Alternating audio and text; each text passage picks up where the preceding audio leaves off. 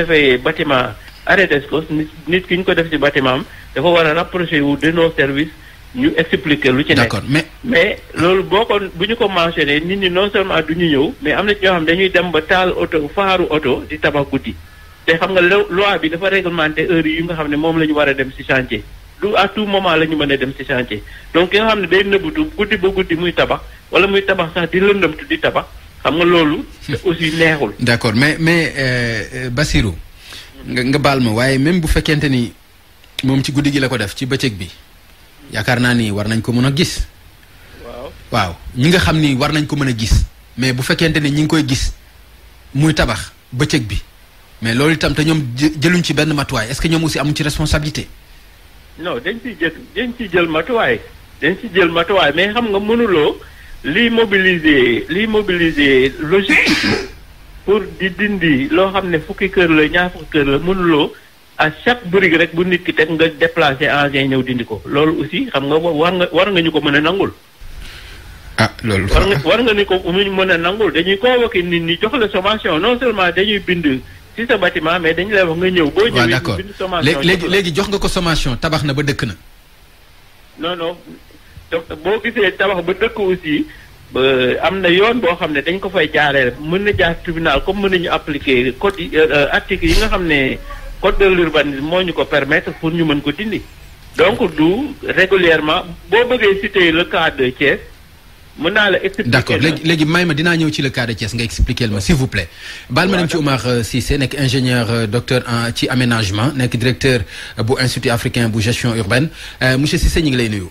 maa ngi lay fay Pape Ngagne. jërëjëf monsieur Cissé man ko prétexte bi sax mooy li nga xam ni moo xew Thiès dañuy gis loo xam ni wax fa dëgg yàlla kenn mënu ko comprendre xëy na jalgati dina am ci wàll yëpp waaye ndax responsabilité bi mën nañu wax ni dafa partagé bu fekkente ni am nay kilifa yoo xam ni ñi ngi fi ci parce que boo xoolee chaîne tabax fi mu jógee ba fi mu egsi bu amee rëcc rek yaakaar naa ni am na responsabilité boo xam ni bu ci am solo la.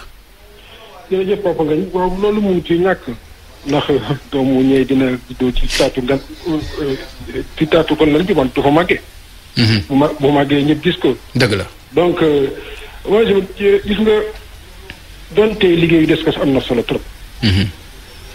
gis nga ay nit quelque gis nga bu ñu yem ci rek ne nit ñi xam nañ ne am na yoon am na lii am na lii gis nga ci wàllu li tabax bu jaarul yoon. bi lay di nga dem yenn gox yoo sax fekk fa ay këyit yoo xam sax mais ay maire sax dugal nañ ci seen signature sax xam nga nit ñi dañu am këyit. du c'est vrai que aussi am na ñoo xam ne teyef la wante aussi xeetu ñi ko yëg sëgg dafa bari. te gis nga. ñi ko yëg sëgg ci ay kilifa.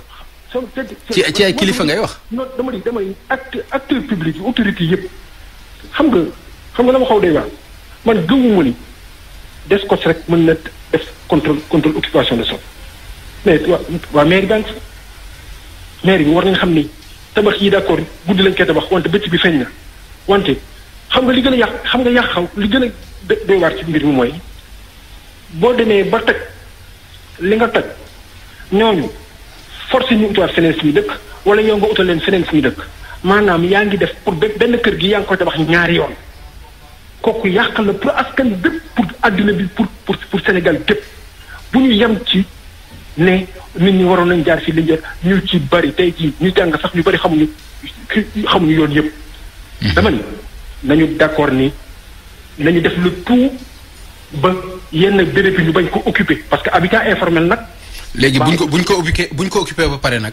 non xam nga fi mu nekk nii. waaw man li ma doon xaar ci nguur gi bu def.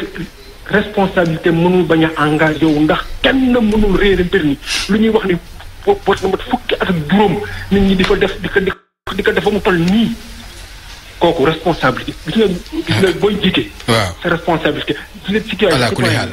sa responsabilité première moo engagé wu. te bu dee ci Thiès rek dañoo dégg président de la République dugal ci kàddoom. non dama ni drame du weesu yii.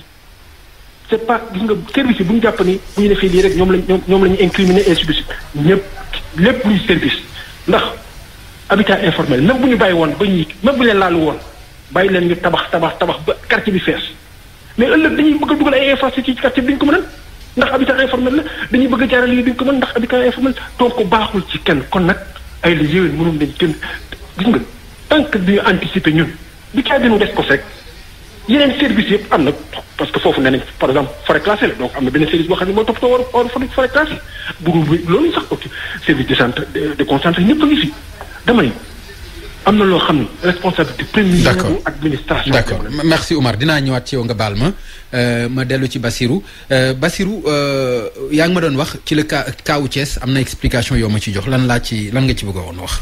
mën a joxe mooy que ne am na lotissement administratif boo xam ne à peu près 80 hectares la yoo xam ne am na partie boo xam ne dañ ko def ci forêt classée bi. pour dédouaner un peu li ngeen wax par rapport ne président dafa waxoon ne dina régulariser des gens partie bi nga xam ne dafa bokk ci lotissement bi te empiété ci forêt bi ñooñu lay wax mais dafa am ñoo xam ne dañu ñëw laqatu ci gannaaw loolu di occuper irrégulièrement bëgguma sax utiliser le terme lotissement di implanter irrégulièrement bay dëkk ci biir forêt classée bi ci loo xam ne bokkul woon ci lotissement bi donc pour clarifier la chose président ñi mu doon wax dina leen régulariser nekkul les occupants irréguliers mais ñi nga xam ne dañu bokkoon ci lotissement administratif bi te déclassé guñu assiette foncière bi nga xam ne ci lañ nekk te mu bokk ci biir lotissement régulier lotissement administratif donc ñooñu la président doon wax mais ñi nga xam ne dañu ñëw def ay occupation irrégulière dans la forêt nga xam ne c'est pas déclassé et puis amuñu titre de propriété amuñu autorisation de construire ñooñu la président doon wax et puis ñooñu lañ doon dindi. Bassirou victime yi nga xam ni dégg nañu leen mooy victime yi nga xam ni ñoom ñoo wax ni président moo leen waxoon dinañ ko régulariser. yooyu victime lañu dégg ku nekk mais xam nga ku nekk ak li nga lay ku nekk ak li nga lay xam nga tamit effectivement boo mënuma ko tuddee càggante parce que nit ki du am difficulté wu ñu toj këram ba pare nga di ko accabler encore ci kaw yi wax mais ñooñu amuñu kayit ñi nga xam ne dañu def occupation irrégulière. construire irrégulièrement mënuñu la woon titre mënuñu la woon acte administratif mënuñu la woon autorisation de construire. d'accord te aussi quelque part. boo ma mënee may tuuti rek. xam nga occupation irrégulière loolu prévention ngay dindi nit ki muy tabax fu baaxul moom ci boppam sax da nga koy protéger.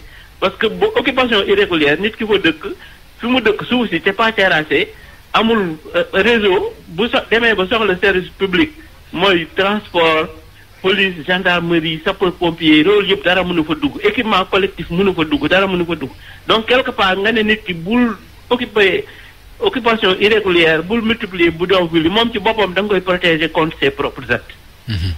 donc quelque part l'État se doit d'encadrer les gens orienter l'occupation du sol mu nekk occupation bu rationnelle parce que dañu nekk ci ère développement durable te ville boo xam ne aménagé wu guñu ko les autres villes dañuy lay larguer parce que ville dafa am de ville à autre et de pays à pays. dafa am concurrence. Bassirou attractivité. Bassirou nga baal ma laaj bi ma lay laaj rek mooy bu mujj bi mooy ndax solution bi mooy lii nga xam ne gis nañ ko mooy toj kër yi ndax loolu moo mën a loolu mooy solution bi. te dégg nañ ci victimes yi aussi ñoo xam ne jotuñu sommation donc dañu xëy rek ñu ñëw ak ay engins pour def loolu. benn levier boobu urbanisme dafa am urbanisme préventif mooy élaborer ay documents de planification di orienter nit ñi. dëkk boo xam ne nit ñi dañuy xaar ba ñu planifier def ay tali indi réseau divers et tout ñu soog a ñëw ci parcelles yi ñu créé ñu dëkk ci mais aussi dafa am li ñuy wax restructuration urbaine donc du habitat spontané yépp la ñuy ñëw dindi am na ñoo xam ne dañu leen di defar bàyyi leen sur place boo déggee programme Dalifort moo nekkoon programme pilote bi am na Pikine irrégulier sud am na Pikine Saint-Louis am na Xuma à Richard Toll. ci Thiès la ñuy wax fi mu nekk nii. non dama lay wax rek da nga ne est-ce que loolu mooy solution bi. ma ne la solution yi bari na. urbanisme levier yu bari lay utiliser. mais pourquoi solution boobu de population. waaw. souvent il faut mu am déplacement de population. li ñu tuddee urbanisme curatif maanaam loolu dañ koy faj. loolu la mais du benn levier. d'accord mais li ñu wax nag kenn somewu leen kenn yëgalu leen. non boo mën nañ am ñu ngi ay film yoo xam ne boo parcourir les rues da ngay gis que ne sur tous les murs on a marqué arrêt d'escos on a mis des numéros de téléphone suñu brigade bi coiffé la région de Thiès te nekk à Saly presque journalièrement dafa jël élément sax bàyyi ko fa pour muy suivre di mentionner les maisons yi nga xam ne dañ koy implanter de façon irrégulière. donc vraiment. comme ni ma la wax rek. nit ki du toll ci situation. dëgg la merci beaucoup Bassirou jërëjëf wax nga dëgg tout à fait wax nga dëgg. mais leeral boobu am na ci solo ma gërëm la bu baax Bassirou Diouf ma jeexale ak Oumar Cissé Oumar li ma ko laaj rek laay jeexale mooy ndax jàpp nga ni daal toj bi moom mooy solution bi ndax beneen solution mënul woon am bu gën loolu. waaw li ma yokk rek ci li Bassirou wax parce que nee na ñi ñuy war a dédommager peut-être yi nga xalaatoon dédommager mooy ñi nga xam ne ci lotissement administratif régulier lañ bokk mais ñu empiété ci. waaw mooy ñeneen ñi waaw. dama ne lotissement administratif autorisé bu empiété ci forêt classée dootul lotissement bu normal bu régulier boo kooku loi sax daf koy bañ a kon maanaam irrégularité bi ñu bari la. mën naa am sax état bi ci boppam dina def lotissement boo xam dafa irrégulier te population yi rek ñooy irrégulier. xam nga loolu boo demee ci ñoom ci Bassirou urbanisme bu ñëpp ràññee bu ñu demee ci code bi ak code urbanisme ak décret yi xam nañ ni lotissement aussi moom warul empiété ci yenn sites yi kon mën nga ni li daal population yi daal na état bi foofu kon mu ngi noonu da damay waaw toj bi ay gis nga dama naan sànq li mooy li mu wax ci nasaraan rek nañu liggéey ci mais suñu càmmoñ nañuy empêcher waxuma toj man bugguma toj nañuy def le tout pour empêcher nit ñi di jël seen alal du takku di ko def foo xam ni. ca dëgg musiba rek lay indi pour ñoom pour ñëpp. ca dëgg parce que boo fa defee foo xam ni fan nañu fa def mbedd mu yaatu ëllëg dañuy tojaat boo fa defee foo xam ni mais forêt classée gis nga dëkk yi. forêt bokk na ci li leen di permettre ñu noyyi. gis nga suñ ko amul dëkk bi du mën noyyi. donc waaw waxuma dama ni nañ góorgóorlu nguur gi dañ ko sant ak commune nañ def seen kémt lay kattan ba ay quartier di fukki at ak juróom ñuy xëy suba di yéen ay defee bulldozer di fa. jërëjëf donc merci beaucoup. mais benn bi may bëgg a terminer rek Pape Ngagne mooy. waaw. empêcher nit ñi ñu dëkk fu baaxul am na solo. góorgóorlu nag ba ñi parce que nit ñi bu ñu leen yombalul fi ñu dëkkuwaay yu baax ñu uti dëkkuwaay yu bon kooku nag nañ ci góorgóorlu bu baax a baax foofu nag liggéey bi des na lu bare. jërë ngeen jëf. jërëjëf ñu gërëm la bu baax Oumar Cissé ñu fàttali ne moom mooy directeur bu